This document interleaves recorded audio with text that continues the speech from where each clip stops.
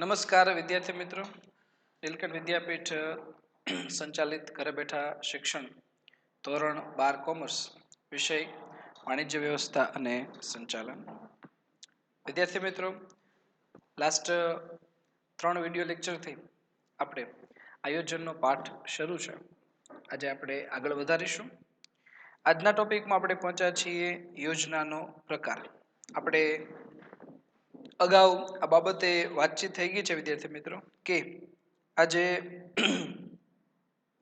આયોજન જે છે બરાબર એ પાઠ આપણને આ પાઠમાંથી મોટા પ્રશ્નો 5 માર્ક્સના પ્રશ્નો આપણને પૂછાય છે.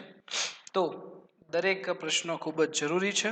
અત્યાર સુધીમાં આયોજનના આ પાઠમાંથી મોટા પ્રશ્નોની આપણે વાત કરીએ તો સૌથી પહેલા આયોજનની લાક્ષણિકતા આપણે જોઈ હતી, ત્યારબાદ આયોજનનું મહત્વ, ત્યારબાદ આયોજનની મર્યાદા અને આયોજનની પ્રક્રિયા. આ 4 પ્રશ્નો આપણે જોયા હતા. હવે પછી આ પાઠમાં માત્ર 2 પ્રશ્નો બાકી રહે છે. એક છે યોજનાના પ્રકાર અને બીજું છે આયોજનના ઘટકો. બરાબર છે. હવે આયોજન બનાવવા માટે શું કરવું પડે? તો અલગ અલગ આપણે આયોજનના તબક્કામાં જોયું હતું કે વિકલ્પોની યાદી બનાવવી પડે, ત્યારબાદ ગૌણ યોજના બનાવવી પડે, ત્યારબાદ યોજનાનું મૂલ્યાંકન કરવું પડે.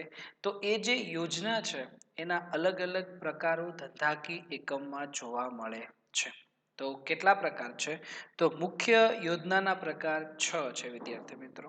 પહેલી કાયમી યોજના, બીજી વ્યૂહાત્મક યોજના, ત્રીજી સુનિયોજિત યોજના, ચોથી કાર્યકારી યોજના, પાંચમી એક ઉપયોગી યોજના અને છઠ્ઠી છે આકસ્મિક યોજના. સૌથી પહેલા આ પ્રશ્ન તમે પાકો કરો, યાદ રાખો. તો સૌથી પહેલા 6 યોજનાના નામ યાદ રાખી નાખવાના. કેવી રીતે? તો કાયમી, વ્યૂહાત્મક, સુનિયોજિત, કાર્યકારી, એક ઉપયોગી અને આકસ્મિક. કઈ કાયમી, વ્યૂહાત્મક, સુનિયોજિત, કાર્યકારી, એક ઉપયોગી અને આકસ્મિક. આ ટોટલી 6 યોજનાના પ્રકાર છે. તમને 1 માર્ક્સના ટૂંકમાં ઉત્તર આપો એમાં પણ પૂછાઈ શકે છે યોજનાના પ્રકાર જણાવો, અને 5 માર્કનો મોટો પ્રશ્ન પણ પૂછાઈ શકે છે યોજનાના પ્રકારો સમજાવો. બરાબર છે. તો આજે આપણે સૌથી પહેલા યોજનાના પ્રકાર જોઈશું અને ત્યારબાદ આયોજનના ઘટકો ઉપર આપણે જશું. જોઈએ, સ્ટાર્ટ કરીએ.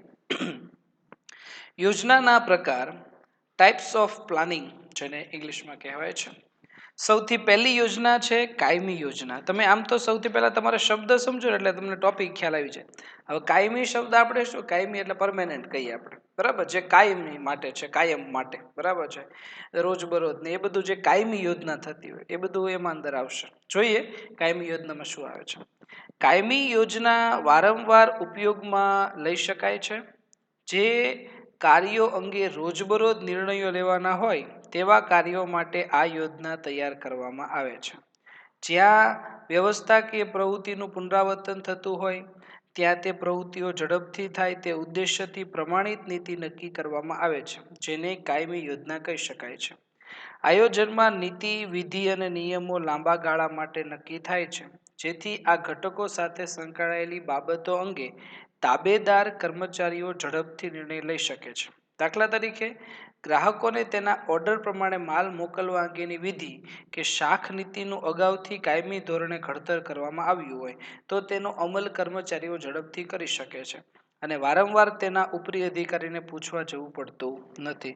તો ઇન શોર્ટ આપણે એટલું સમજી શકીએ વિદ્યાર્થી મિત્રો કે આ જે કાયમી યોજના જે છે ને આમાં શું છે? તો આ જે કાયમી યોજના જે છે એમાં એક વસ્તુ તો છે કે આમાં રોજબરોજના જે નિર્ણય લેવાના હોય ને એ નિર્ણયો જે કર્મચારીઓ છે અથવા મધ્ય સપાટી અથવા તળ સપાટી, બરાબર છે, એમાં કામ કરતા જે તાબેદારો જે છે, બરાબર, કે જે માલિકની હાથ નીચે કામ કરતા કર્મચારીઓ છે એને અમુક નિર્ણયોની સ્વતંત્રતા આપવામાં આવે છે, જેથી કરીને એ વિદ્યાર્થી મિત્રો વારંવાર જે છે એના ઉપરી અધિકારીને પૂછવા ન જવું પડે. આમાં શું છે, ઘણી વખત નાની નાની બાબતો પૂછવા જવું પડે કે એક દુકાનદાર દુકાન ચલાવે છે, તેણે 2 કર્મચારીઓને કામે રાખ્યા છે, તો એક કે નાની બાબત માટે એના શેઠને પૂછવું પડે, શેઠ હવે મારે શું કરવાનું? ઓલા વ્યક્તિ આવ્યા છે એને હું વસ્તુ આપું કે ન આપું, એની પાસેથી પૈસા લઉં કે ન લઉં, એ બાકીમાં લઈ જાય છે, મારે શું કરવું, હિસાબ લખું કે ન લખું. આવી બધી નાની નાની બાબતો જે છે એને પૂછવાની સ્વતંત્રતા મહદઅંશે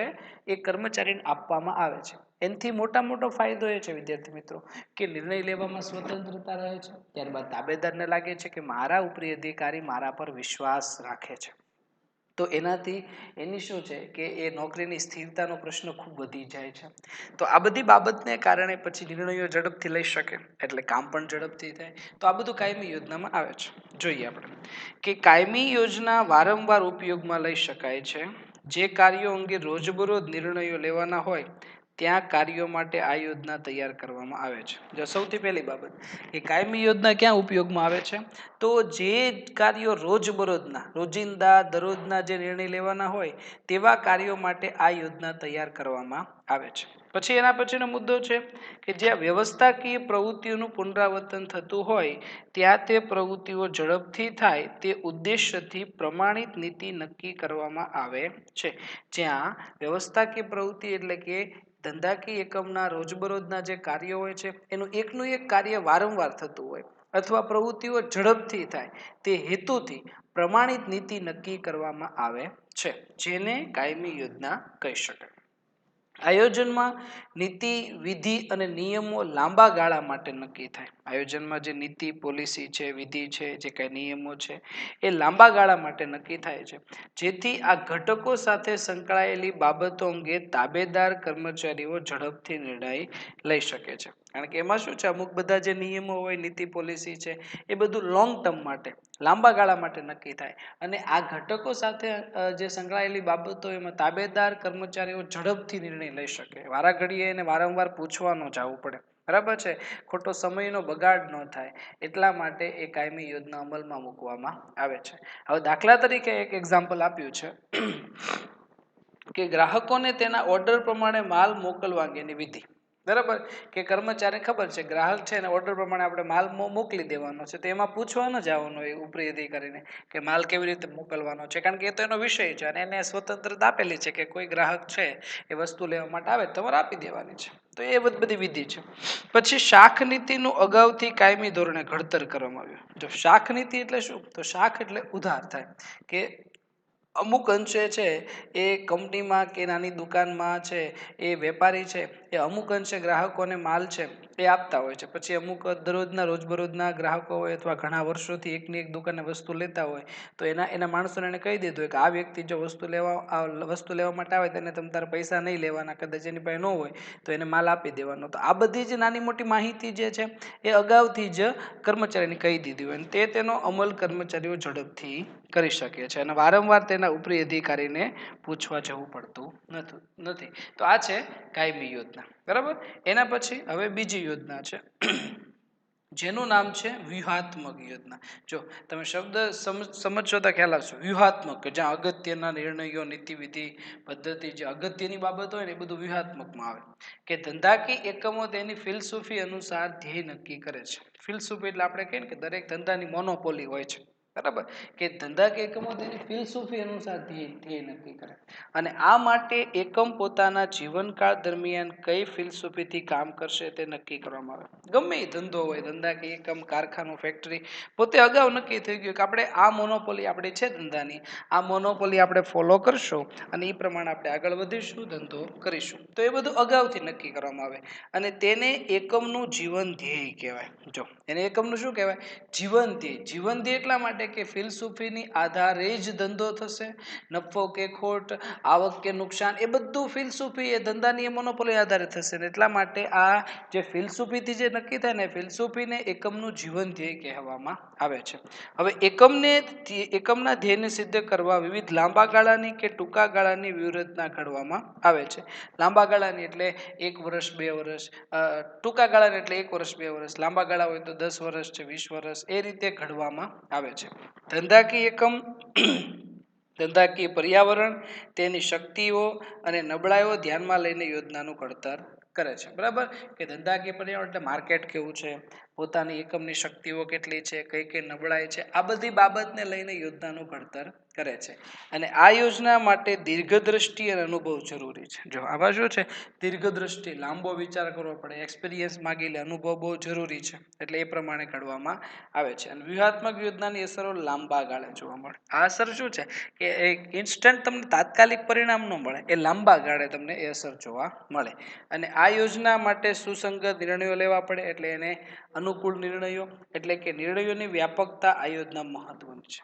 ડિસિઝન બહુ લેવા પડે, કારણ કે અમુક શું છે 10 વર્ષ 20 વર્ષ માટે નિર્ણયો હોય તો એને અનુસાર નિર્ણય લેવા પડે છે. એટલે નિર્ણયની વ્યાપકતા એ આ યોજનામાં મહત્વની છે. તો વ્યૂહાત્મક યોજના બે પ્રકારની હોઈ શકે છે, એક લાંબા ગાળાની અને ટૂંકા ગાળાની. જે ફિલસૂફી નક્કી કરવામાં આવે જેને એકમનું જીવન ધ્યેય કહેવાય એ પ્રમાણે ધંધા કે પર્યાવરણ, શક્તિ, નબળાઈને ધ્યાનમાં રાખીને વ્યૂહાત્મક યોજનાનું ઘડતર થાય છે. એના પછી ત્રીજી જોઈએ તો ત્રીજી જે સુનિયોજિત યોજના. જો સુનિયોજિત યોજના એટલે શું થાય કે ધંધાકીય એકમના નક્કી કરેલા ધ્યેયને સિદ્ધ કરવા માટે મધ્ય સપાટીએ ટૂંકા ગાળાની જે યોજનાનું ઘડતર કરવામાં આવે ને તેને સુનિયોજિત કહે છે. આપણે અગાઉના પાઠમાં અભ્યાસ કરી ચૂક્યા કે ધંધાકીય સંચાલનની સપાટી કેટલી, તો કે 3: ઉચ્ચ સપાટી, મધ્ય સપાટી અને તળ સપાટી. તો એ મધ્ય સપાટી એ ધંધાકીય એકમના સિદ્ધ કરવા માટે મધ્ય સપાટી જે યોજનાનું ઘડતર થાય એને સુનિયોજિત યોજના કહેવાય. બરાબર છે. આ યોજના 1 વર્ષ કે તેથી ઓછા સમયગાળા માટે ઘડવામાં આવે. આનો સમયગાળો કેટલો હોઈ શકે? 1 વર્ષ અથવા એનાથી ઓછો સમય હોઈ શકે છે. અને આ યોજના ટૂંકા ગાળાના ધ્યેયનું સ્પષ્ટીકરણ કરતી હોવાથી એકમની પ્રવૃત્તિઓ હેતુલક્ષી બને છે. જો આ યોજના શું છે કે ટૂંકા ગાળાના ધ્યેયનું સ્પષ્ટીકરણ કરે છે. ટૂંકો ગાળો એટલા માટે કે 1 વર્ષ કરતાં પણ એનો ઓછો સમય છે, એટલે એ ટૂંકા ગાળાના ધ્યેયનું સ્પષ્ટીકરણ હોવાથી એકમની પ્રવૃત્તિઓ હેતુલક્ષી બને અને સુનિયોજિત રીતે થાય. સુનિયોજિત એટલે અગાઉ બધું નક્કી થઈ ગયું હોય ને એ પ્રમાણે કામ થાય એને સુનિયોજિત કહેવાય. હવે કયા વિભાગીય વડા અને કર્મચારીઓ પાસેથી કયા કાર્યો કરાવવાના છે તે સ્પષ્ટ બને છે. આ યોજના ઘડવા માટે વિશિષ્ટ જ્ઞાન અને કૌશલ્ય જરૂરી છે, કારણ કે આપણે જાણીએ છીએ મધ્ય સપાટી શું છે? અધિકારી વિભાગીય સપાટી કહેવાય. ખરીદ, વેચાણ, કર્મચારી, નાણાં, હિસાબી, અલગ અલગ પ્રકારના વિભાગો મધ્ય સપાટીમાં આવે છે. તો એ વિભાગીય વડા અને કર્મચારી પાસેથી કયા કયા કાર્યો કરાવવાના છે તે સ્પષ્ટ બને છે. અને આ યોજના ઘડવા માટે વિશિષ્ટ જ્ઞાન, બરાબર, અને કૌશલ્ય જરૂરી છે. તો આ છે ત્રીજી યોજના, જેનું નામ છે સુનિયોજિત યોજના. એના પછી આગળ વધીએ તો ચોથી યોજના છે. ચોથી યોજના નામ શું છે? તો એ કાર્યકારી યોજના છે. હવે એમાં શું આવશે તો જોઈએ. ધંધાકીય એકમના વિભાગો, કાર્ય જૂથો અને વ્યક્તિઓ પાસેથી કાર્ય સંબંધિત અપેક્ષિત પરિણામો મેળવવા માટે ઘડવામાં આવતી યોજનાને કાર્યકારી યોજના કહેવાય. ધંધાકીય એકમના વિભાગો, જે કાંઈ ખરીદ વિભાગ, કર્મચારી વિભાગ, એ બધા છે વિભાગો, કાર્ય જૂથો, વ્યક્તિઓ પાસેથી કાર્ય સંબંધી અપેક્ષિત પરિણામો. શું કીધું? કાર્ય સંબંધી અપેક્ષિત પરિણામો એ કેટલું કાર્ય કરશે એની અપેક્ષાનું એ આપણને અગાઉ રિઝલ્ટ આપે કે આજે 1 દિવસમાં એટલું કામ કરીશ, એ 1 મહિના મારથી એટલું કામ થશે. તો આજે અગાઉ જે કાર્ય સંબંધિત અપેક્ષિત પરિણામ મેળવવા માટે જે ઘડવામાં આવતી યોજના છે ને એને કાર્યકારી યોજના કહેવાય. કાર્યકારી યોજના એટલે કામને લગતી યોજના હોય, બરાબર છે, એને કાર્યકારી યોજના કહેવાય. આવી યોજનાઓ મોટે ભાગે એકાદ વર્ષ માટે ટૂંકા ગાળાની હોય. બહુ ટૂંકા ગાળાની, એકાદ વર્ષ હોય, પછી માસિક છે, ત્રિમાસિક, 6 માસિક, એ રીતે ટૂંકા ગાળાની યોજના હોય. બરાબર છે. દાખલા તરીકે નક્કી કરેલ વાર્ષિક ઉત્પાદનને ધ્યેયને પહોંચી વળવા માસિક કે ત્રિમાસિક ઉત્પાદનની યોજના ઘડવામાં આવે છે. કે કોઈ કંપની એમ નક્કી કરે કે મારે 1 વર્ષનો નફો છે 12 લાખ રૂપિયા થવો જોઈએ. સામાન્ય ખાલી વાત કરીએ કે 12 લાખ મારે એક વિભાગમાં થવો જોઈએ, તો એને માસિકમાં ડિવાઈડ કરી નાખે તો મહિને 1 લાખ એને મળવા જ જોઈએ. ત્રિમાસિકમાં ડિવાઈડ કરી નાખે તો મહિને એને 3 લાખ રૂપિયા મળવા જ જોઈએ. તો આ જે છે ને કે શું છે, નક્કી કરેલા વાર્ષિક ઉત્પાદન ધ્યેયને પહોંચવા માસિક કે ત્રિમાસિક ઉત્પાદનની યોજના ઘડવામાં આવે છે. અને વ્યૂહાત્મક યોજનાના અમલીકરણ માટે વિભાગીય વડાઓ દ્વારા આવી યોજના તૈયાર. આપણે જોયું ને વ્યૂહાત્મક, અગાઉ આપણે જોયું વ્યૂહાત્મક યોજના, તો એનું જે અમલીકરણ કે લાંબા ગાળાના નિર્ણયો, ટૂંકા ગાળાના નિર્ણયો, એનો અમલીકરણ માટે વિભાગીય વડા દ્વારા આવી યોજના તૈયાર કરવામાં આવે છે.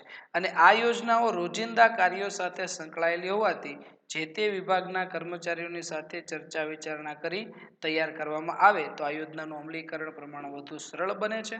અને કાર્યકારી યોજના સુનિયોજિત યોજના જેવી જ હોય છે, આના જેવી જ છે, ખાલી બંને વચ્ચે તફાવત એટલો છે કે સુનિયોજિતમાં શું છે, બધું અગાઉ નક્કી કરવાનું છે, અગાઉ આયોજન કરવાનું. આમાં શું છે કે રોજિંદા કાર્યો સાથે સંકળાયેલા જે કર્મચારીઓ છે એની સાથે ચર્ચા વિચારણા, વિચાર વિમર્શ કરીને આ યોજનાનું અમલીકરણ પ્રમાણ વધુ સરળ બને. કારણ કે કામ તો શું છે એ લોકો કરવાના છે, એટલે એની કેપેસિટી શું છે, એની ક્ષમતા શું છે, એ વધારે ઉત્તેજન આપવાથી વધારે કેટલું કામ કરી શકે છે, આ યોજના એને જો એની સાથે ચર્ચા વિચારણા કરીને જો તૈયાર કરવામાં આવે તો એનું એ સફળતા જે છે એ યોજનાની આપણને મળી શકે છે.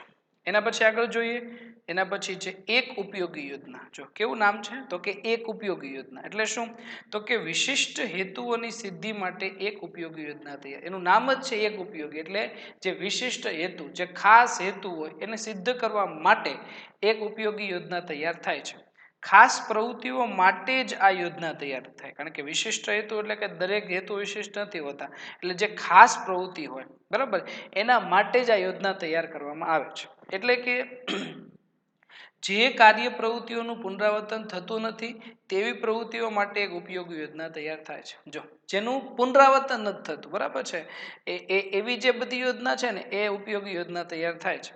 જેમ કે વહાણ બાંધકામ છે, મકાન બાંધકામ છે, પેકેજિંગ છે, પ્રિન્ટિંગ છે, વગેરે આ યોજના મહત્વની. જો પેલું હું કીધું, વહાણ બાંધકામ, બરાબર, મકાન બાંધકામ. જેમ કે મકાન છે તો આપણે મકાન કે વારા ઘડીએ બનાવવાનું નથી, એકવાર બનાવવાના છે.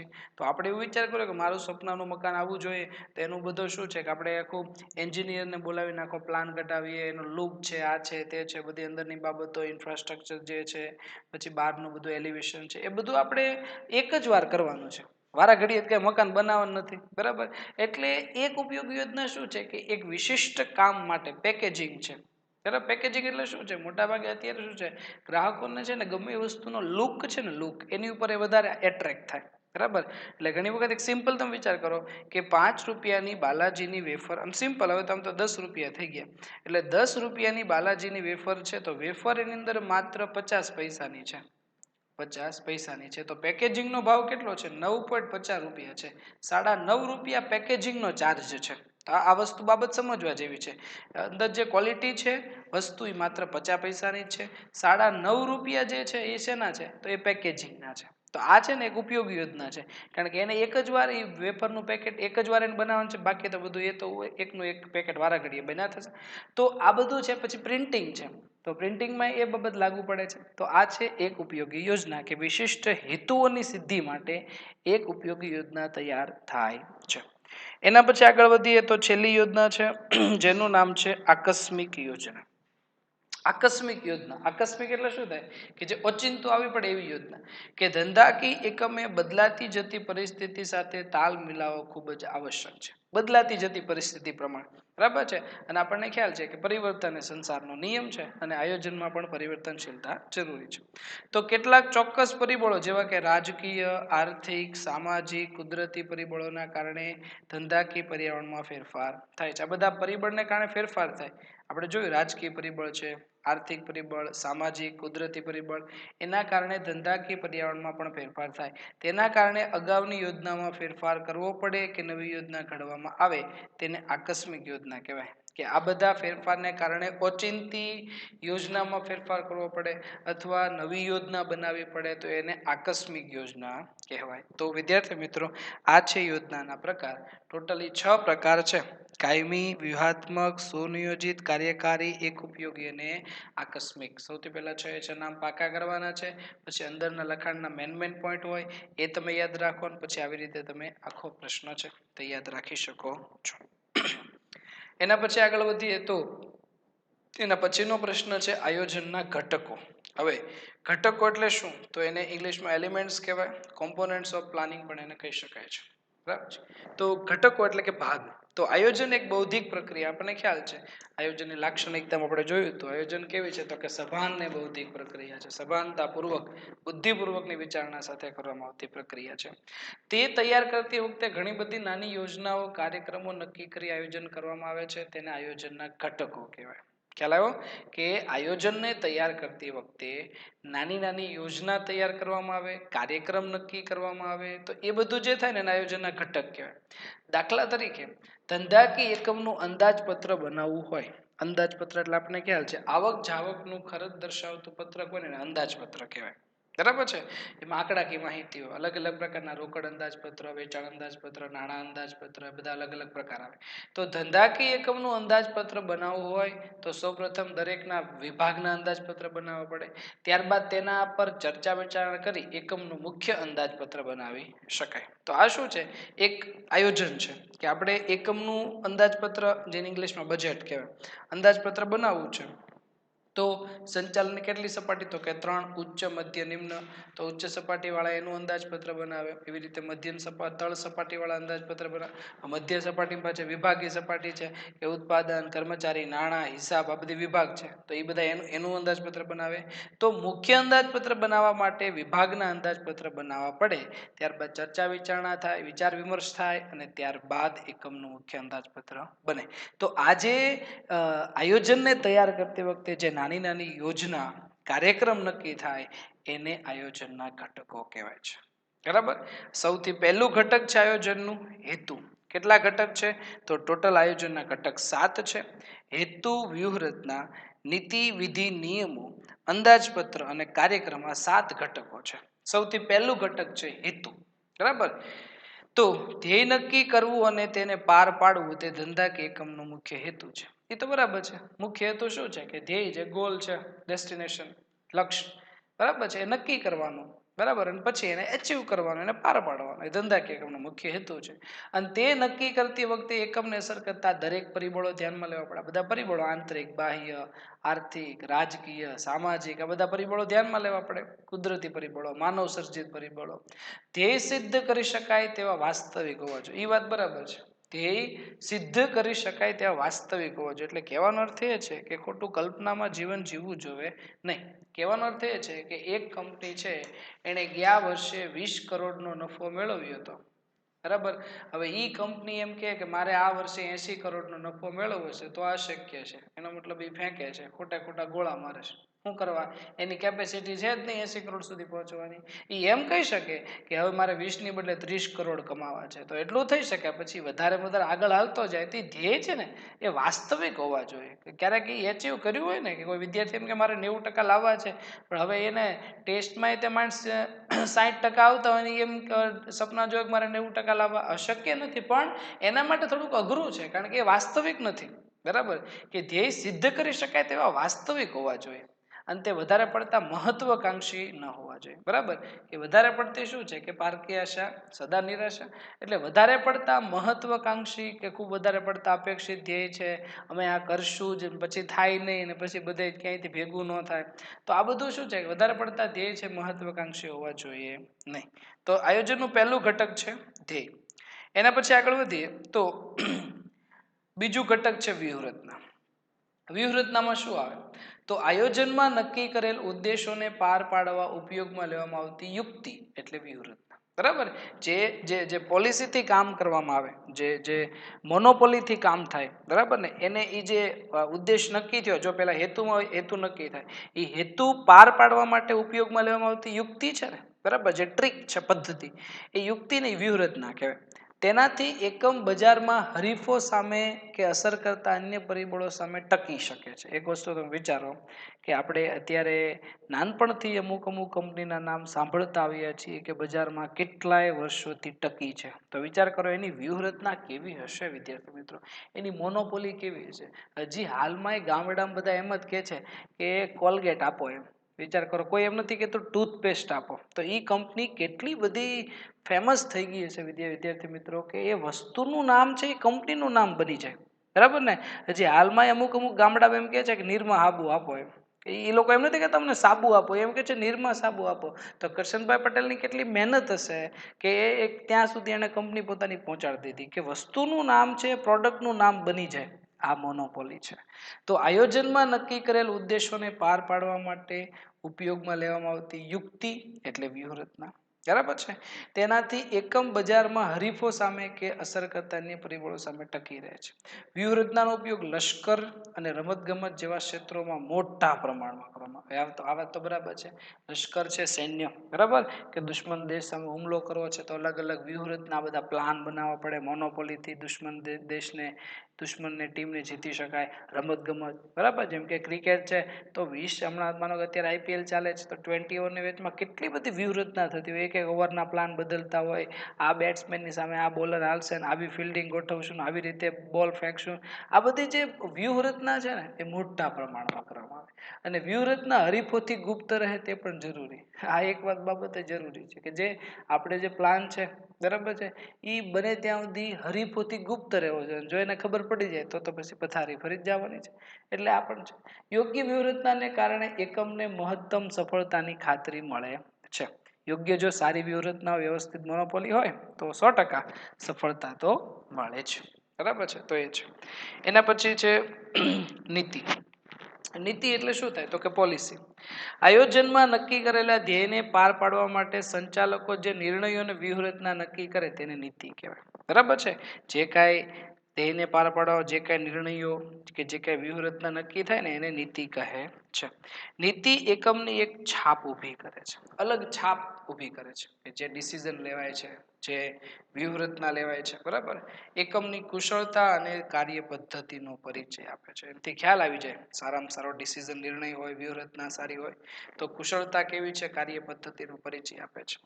અને ધ્યેયની માફક નીતિ પણ વ્યવહારુ અને વાસ્તવિક. આપણે કીધું ને ધ્યેય વાસ્તવિક હોવા જોઈએ, નીતિ પણ વ્યવહારુ હોવી જોઈએ અને વાસ્તવિક હોવી જોઈએ. દાખલા તરીકે શાખ પર માલનું વેચાણ કરવાની નીતિ. જો આ શું છે કે શાખ પર માલનું વેચાણ કરવાની નીતિ. માનો કે અત્યારે તમે વિચાર કરો કે આપણે સોનીની દુકાન છે તો મોટા ભાગે અહીંયા શાખ પર માલનું વેચાણ થતું હોય કે આપણે લગ્ન પ્રસંગે અહીંયાથી આપણે સોનું છે જે કાંઈ ઘરેણાં દાગીના લઈ આવીએ, પછી જે કાંઈ 2-3 લાખનું બિલ થતું હોય એ પછી આપણે આપણી માનો કે ખેડૂત તરીકે ઉપજ આવે ત્યારે આપતા હોઈએ અથવા થોડા થોડા કરીને આપતા હોય. તો આ શું છે એક શાખ પર માલનું વેચાણ છે. બરાબર છે. તો આ બધી નીતિ છે. તો એ જો તો જે સોનાનો વેપારી છે એમ કે નહીં ભાઈ હું રોકડે જ બધું વ્યવહાર કરીશ તો એ સોનાની દુકાન કોઈ દિવસ હાલશે નહીં. એ જ્વેલર્સ બંધ થઈ જશે. પણ એ થોડુંક પૈસા માટે ખમશે, થોડુંક લેટ કરશે, પેમેન્ટ માટે જેટલું લેટ કરશે એટલું એના માટે વધારે સારું છે. તો આ બધું શું છે એ કુશળતા અને કાર્ય પદ્ધતિનો પરિચય આપે છે. તો આ નીતિ છે. એના પછી છે પદ્ધતિ અને વિધિ. ચોથું ઘટક છે પદ્ધતિ અથવા વિધિ, બંને નામ કહી શકાય. પદ્ધતિ એ એકમનો કાર્યક્રમ પાર પાડવાની વ્યવસ્થા દર્શાવે. આ શું છે એક પથ દર્શાવે, રસ્તો દર્શાવે છે કે કેવી રીતે કાર્યક્રમને પાર પાડવો. વ્યૂહરચના એકમોને હરીફો સામે ટકી રહેવાની વ્યવસ્થા દર્શાવે. નીતિ ઉદ્દેશોને કઈ રીતે પાર પાડી શકાય તે માહિતી પૂરી પાડે. જ્યારે વિધિ છે ને એ નક્કી કરેલ ઉદ્દેશોને કઈ રીતે પાર પાડવો તેનો માર્ગ બતાવે છે. બરાબર, એ તમને રસ્તો બતાવે છે પદ્ધતિ. એકમ ત્રિમાસિક વેચાણના આંકડા મેળવી વાર્ષિક વેચાણના ધ્યેયને પાર પાડવા પ્રયત્ન કરે છે. આમ કરવાથી સફળતાની શક્યતા વધી જાય. ટૂંકમાં વિધિ એટલે અમુક પ્રવૃત્તિ કેવી રીતે કરવી તે માટેની રીત. બરાબર, કે અમુક પ્રવૃત્તિ કેવી રીતે કરવી, રીત એ સિસ્ટમ જે છે ને પદ્ધતિ, બરાબર, એ રસ્તો બતાવે, માર્ગ બતાવે છે, પથદર્શક છે. બરાબર છે. તો એને પદ્ધતિ અથવા વિધિ કહેવામાં આવે છે. એના પછી છે નિયમો. બરાબર, જો કે શબ્દ પરિચિત છે નિયમો એટલે આપણે રૂલ્સ કહીએ કે આયોજનમાં નક્કી કરેલ કાર્યક્રમને પાર પાડવા નિયમો જરૂરી છે.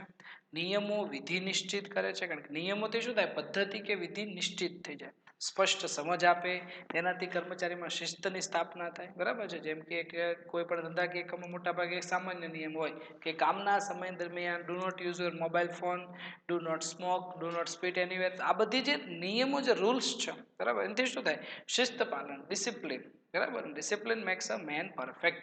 શિસ્તથી માણસ છે ને સંપૂર્ણ પરફેક્ટ બની શકે છે.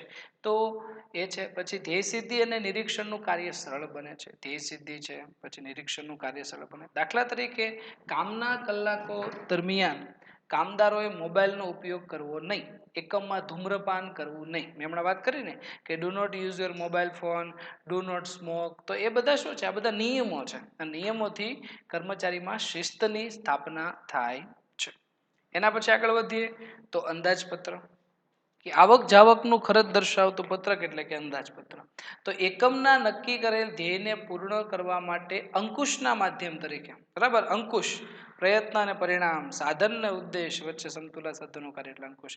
એ અંકુશના માધ્યમ તરીકે અંદાજપત્રનો ઉપયોગ થાય છે. અંદાજપત્ર અલગ અલગ પ્રકારના હમણાં આપણે વાત કરી હતી કે વિવિધ પ્રકારના અંદાજપત્ર મૂડી ખર્ચનું અંદાજપત્ર, ઉત્પાદન અંદાજપત્ર, ઉત્પાદન ખર્ચ અંદાજપત્ર, વેચાણ અંદાજપત્ર, રોકડ અંદાજપત્ર, વિભાગ બીમાં 1 માર્કમાં પૂછાઈ શકે. અંદાજપત્રના પ્રકારો જણાવો તો બધા પ્રકારો લખી શકાય. અંદાજપત્ર એકમની પ્રક્રિયા પર અંકુશ રાખે છે અને સંચાલનને કાર્યક્ષમ બનાવે. જેમ કે આપણે ભારત સરકાર પણ દર વર્ષે અંદાજપત્ર બહાર પાડે છે. આપણા નાણામંત્રી અંદાજપત્ર બહાર પાડે, બરાબર. અને આપણને કે રૂપિયો ક્યાંથી આવશે, રૂપિયો ક્યાંથી જશે, કે રૂપિયો અહીંથી આવશે પછી રૂપિયો અહીંથી જશે. તો આ બધું શું છે? આવક જાવકનું પત્રક છે અંદાજપત્ર. એના પછી છે કાર્યક્રમ, કે ધંધાકીય એકમમાં કરવાના થતા કાર્યોને જે ક્રમ આપવામાં આવે ને એને કાર્યક્રમ કહેવાય, બરાબર. જે કાર્યક્રમ સ્ટેપ બાય સ્ટેપ, પહેલા આ કામ પછી આ કામ, તો જે ક્રમ આપવામાં આવે એને કાર્યક્રમ કહેવાય. જો કાર્યક્રમ મુજબ કામકાજ થાય તો ધ્યેય સિદ્ધિના પ્રશ્નો ઊભા થતા નથી. તો બરાબર છે કે ભાઈ જે વ્યવસ્થા આપણે નક્કી થયું એ પ્રમાણે કામ થાય છે તો કઈ પ્રશ્ન આવતો જ નથી. સંચાલનનું કામ કાર્યક્રમ મુજબ કામકાજ થાય છે કે નહીં એ જોવાનું છે, બરાબર. અને તેને નક્કી કરેલ ધોરણો સાથે સરખાવી એમાં જો વિચલનો જણાય તો સુધારાલક્ષી પગલાં જરૂરી. વિચલનો એટલે શું? તો વિચલનો એટલે શું થાય કે આપણે જે કામ અગાઉ નક્કી કર્યું અને અત્યારે કામ થાય છે એમાં જો કંઈ તફાવત ઊભો થાય, વધારો ઘટાડો જોવા મળે એને વિચલન કહેવાય. તો એ વિચલનો જણાય ને તો સુધારાલક્ષી પગલાં, બરાબર છે, એને બને ત્યાં સુધી સુધારવાનો પ્રયત્ન કરવામાં આવે છે. તો લ્યો વિદ્યાર્થી મિત્રો, આ છે આયોજનના ઘટકો, બરાબર છે. અને આ સાથે આપણે અહીંયા આપણો ત્રીજો પાઠ આયોજન અહીંયા આપણે ફિનિશ કરીએ છીએ. આ પ્રકરણમાં તમે શું શીખ્યા? એક આપણને શોર્ટ એનાલિસિસ ટેક્સ્ટ બુકમાં આપેલું છે. સૌથી પહેલા આયોજનનો ખ્યાલ મેળવ્યો, ત્યારબાદ વ્યાખ્યા બિલ ગોટ્સની જે જોઈએ આયોજનનું કાર્ય એટલે પસંદગીનું કાર્ય, પછી લાક્ષણિકતા, મહત્વ, મર્યાદા, પ્રક્રિયા, યોજનાના પ્રકારના આયોજન ઘટકો. મોટા પ્રશ્ન તમે જોવા જાઓ 1, 2, 3, 4, 5 ને 6 મોટા પ્રશ્નો છે. 6 માંથી ફરજિયાત એક પ્રશ્ન બોર્ડની પરીક્ષામાં 5 માર્ક્સમાં હશે, હશે અને હશે જ, ફરજિયાત. કારણ કે આનો ગુણભાર 7 માર્કનો છે. વિભાગ ઈમાં એક ક્વેશ્ચન 5 માર્ક્સ અને સેક્શન એ બીમાં 1 માર્ક્સ, એટલે ફરજિયાત મોટા પ્રશ્નો પાકા કરવાના જ છે, બરાબર છે. અને એ રીતે આપણે આગળ વધીશું. તો આ પ્રકરણમાં શું શીખ્યા તમે વ્યવસ્થિત રીડિંગ કરી લેજો. આના શોર્ટ ટૂંકા મુદ્દા પણ યાદ રાખી શકાય છે, બરાબર છે. અને પછી એ પ્રમાણે આપણે ડીપમાં લખાણ લખી શકાય છે. પછી બીજી એક વાત વિદ્યાર્થી મિત્રો, કે એક્ઝામમાં તમે જ્યારે આન્સર લખતા હોય ત્યારે એક વસ્તુ સમજો કે ઘણા વિદ્યાર્થીઓ શું છે, એક્ઝામમાં આન્સર લખે તો હું બોલતો હોય કે ભાઈ ટોયોટા કંપની આમ કરે છે, કોકોકોલા કંપની આમ કરે, રિલાયન્સ આમ કરે, તે પેપરમાં એમ લખતા હોય કે રિલાયન્સ કંપની આમ કરે. નહીં, હંમેશા તમારે પાઠ્યપુસ્તકની ભાષાનો જ એક્ઝામમાં ઉપયોગ કરવાનો છે. તો આ બાબત પણ યાદ રાખવી જરૂરી છે. તો આજના વિડીયો લેક્ચરમાં અહીં સુધી રાખીએ છીએ. નેક્સ્ટ વિડીયો લેક્ચરમાં નવા પાઠ સાથે પાછા મળીશું. વ્યવસ્થા તંત્ર, ઓર્ગેનાઇઝિંગ જેને કહેવામાં આવે છે. Thanks for watching.